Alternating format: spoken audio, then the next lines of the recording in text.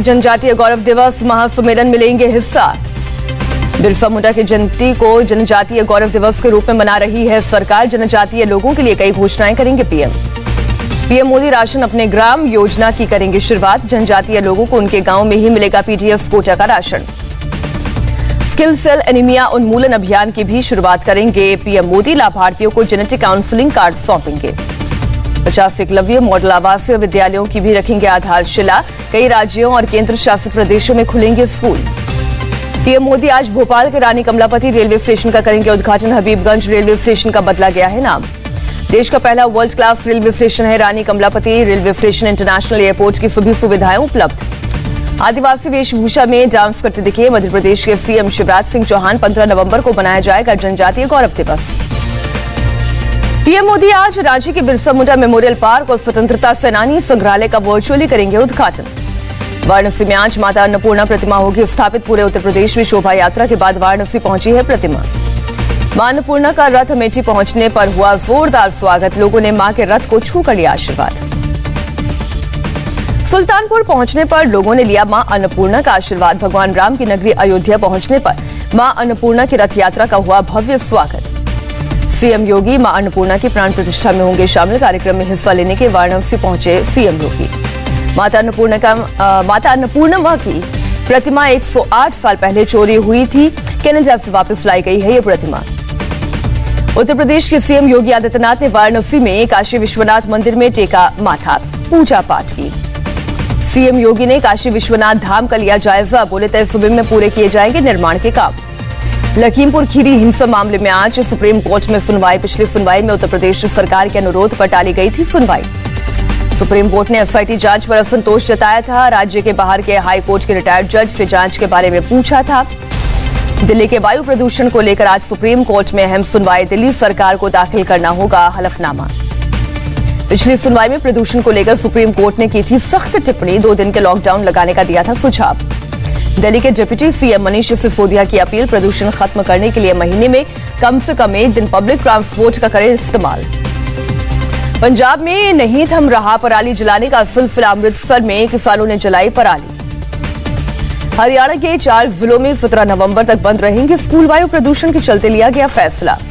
गुरुग्राम, फरीदाबाद, झज्जर और सोनीपत में बंद रहेंगे स्कूल। सभी तरह के निर्माण कार्यों पर भी रोक। मालेगांव हिंसा में महाराष्ट्र का एक पार्षद अयाज गिरफ्तार। व्हाट्सएप से अफवाह फैलाने का आरोप। मालेगांव हिंसा में गिरफ्तार 22 लोगों को मालेगांव की मजिस्ट्रेट कोर्ट ने 4 दिन की पुलिस हिरासत में भेजा। महाराष्ट्र में कई जगहों पर हिंसा के बाद पुलिस ने उठाया एहतियाती कदम। 4 एडीजी को संवेदनशील जगहों पर किया गया तैनात। हिंसा के मद्देनजर 20 नवंबर तक पुणे में धारा 144 लागू। सोशल मीडिया पर भड़काऊ पोस्ट डालने पर रोक।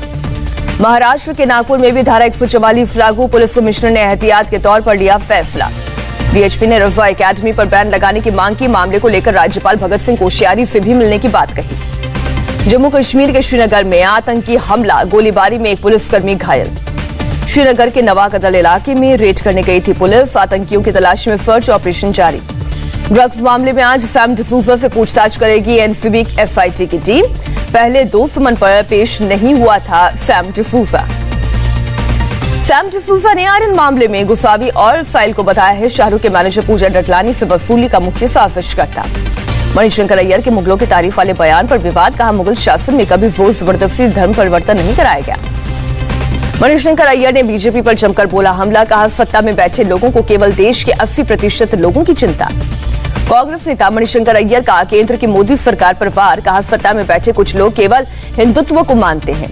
अय्यर बोले मुसलमानों ने नहीं कराया किसी का धर्म परिवर्तन। अगर ऐसा होता तो मुसलमानों का आंकड़ा देश में कुछ और होता। कांग्रेस महासचिव प्रियंका गांधी आज उत्तर प्रदेश के मुरादाबाद जाएंगी। प्रतिज्ञा सम्मेलन लक्ष्य 2022 को करेंगी संबोधित। बुलंदशहर में प्रतिज्ञा सम्मेलन में बोली प्रियंका इस बार चुनाव में सभी सीटों पर अपने दम पर कांग्रेस पार्टी लड़ेगी चुनाव। प्रियंका ने कहा विधानसभा चुनाव में किसी पार्टी से नहीं होगा गठबंधन। केवल कांग्रेस कार्यकर्ता को ही चुनाव लड़ने का मिलेगा मौका। विपक्ष पर सीएम योगी का करारा प्रहार। कहा वो राष्ट्र को तोड़ने वाले जिन्ना की तरफ है। हम सरदार पटेल का समर्थन करते हैं। योगी ने कहा जिन्ना हमेशा खलनायक ही रहेंगे। जिन्ना ने देश तोड़ा, पटेल ने देश जोड़ा। सीएम योगी ने कहा इतिहासकारों ने चंद्रगुप्त मौर्य को नहीं सिकंदर को महान बताया, जबकि चंद्रगुप्त मौर्य ने सिकंदर को हराया था। सीएम योगी के बयान पर असदुद्दीन ओवैसी ने ली चुटकी। कहा, चंद्रगुप्त मौर्य और सिकंदर की कभी लड़ाई नहीं हुई। असदुद्दीन ओवैसी ने कहा, सीएम योगी का बयान बताता है हमें अच्छे एजुकेशन सिस्टम की जरूरत है।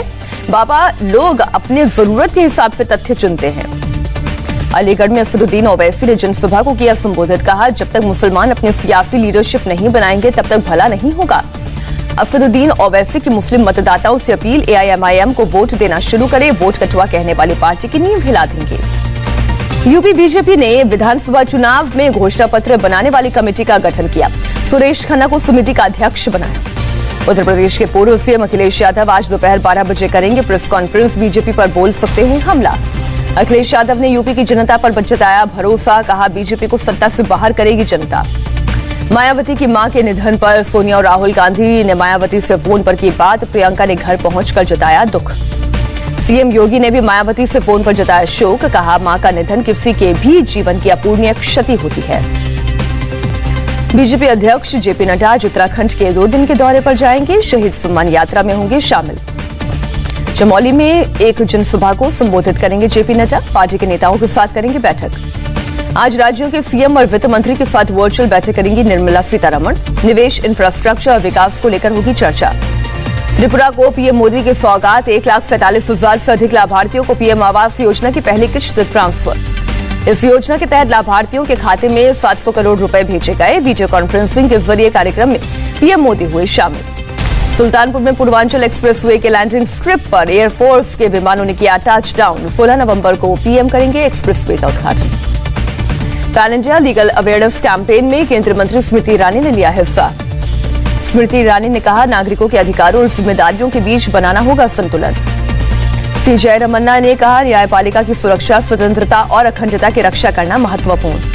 जायडस कैडिला की एंटी कोविड वैक्सीन अभी केवल बड़ों को ही लगाई जाएगी, सूत्रों के हवाले से खबर। इंडियन मेडिकल एसोसिएशन की मांग, डायबिटीज के मरीजों को कोरोना टीकाकरण में मिले प्राथमिकता, जरूरत पड़ने पर तीसरी डोज भी लगे। उत्तर प्रदेश में वैक्सीनेशन का नया रिकॉर्ड, 14 करोड़ वैक्सीन पूरे किए गए। इजरायल ने बच्चों के लिए कोरोना वैक्सीन को दी मंजूरी। 5 से 11 साल के बच्चों को लगेगी वैक्सीन। देश में कोरोना के एक दिन में 11,000 से ज्यादा नए केस। 24 घंटे में 285 संक्रमितों की गई जान। केरल में बीते 24 घंटे में कोरोना के 5,848 नए केस। बीते 24 घंटे में 46 लोगों की मौत। बीआरएसटीएफ को बड़ी कामयाबी, हनी ट्रैप के मामले में आर्मी के एक जवान को पटना से गिरफ्तार किया। सेना का ये जवान पाकिस्तानी महिला को सेना से जुड़ी अहम जानकारी शेयर कर रहा था। आईबी की सूचना पर हुई गिरफ्तारी। बिहार के दानापुर में बम विस्फोट में 2 लोग हुए घायल। ब्लास्ट के चलते ढहा मकान। विस्फोट इतना तगड़ा था कि मकान का ऊपरी हिस्सा उड़ गया, मकान ढह गया। पुलिस ने घटनास्थल को अपने कब्जे में लिया। विस्फोट के कारणों का पता लगाने में जुटी। महाराष्ट्र के गढ़चिरौली में नक्सलियों से एनकाउंटर। 50 लाख का इनामी नक्सली ढेर। करीब 100 नक्सलियों ने की अंधाधुंध गोलीबारी। मारे गए इनामी नक्सली की भीमा कोरेगांव मामले में भी थी तलाश। तमिलनाडु के नागपट्टिनम जिले में 2 लोग गिरफ्तार हुए। वेल एम्बरग्रीस की तस्करी करते पकड़े गए। केरल के कई इलाकों में भारी बारिश। एर्नाकुलम, इडुक्की और त्रिशूर के लिए रेड अलर्ट जारी। तिरुवनंतपुरम में लगातार बारिश से हाल बेहाल। केरल के 6 जिलों के लिए ऑरेंज अलर्ट जारी किया गया। मौसम विभाग ने तिरुवनंतपुरम, कोल्लम और कोट्टयम समेत 6 जिलों में भारी से बहुत भारी बारिश का अनुमान जताया।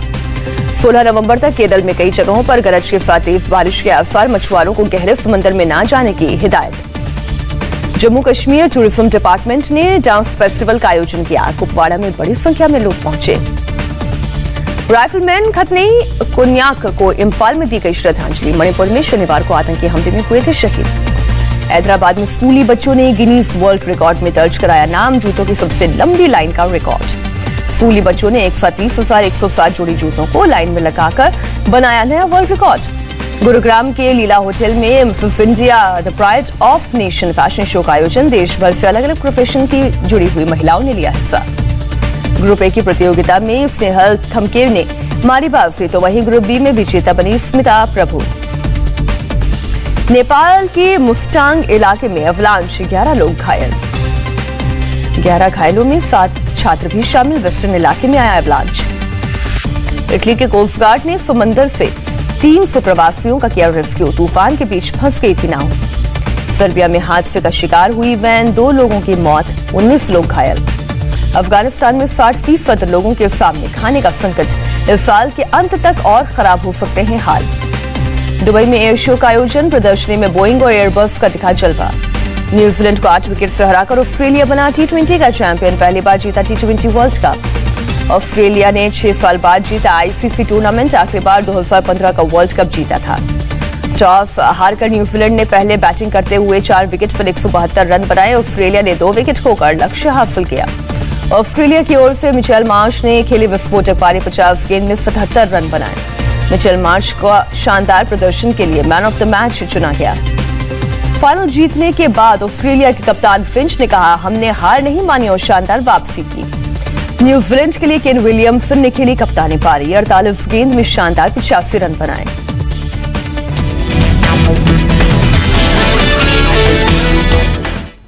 और आगे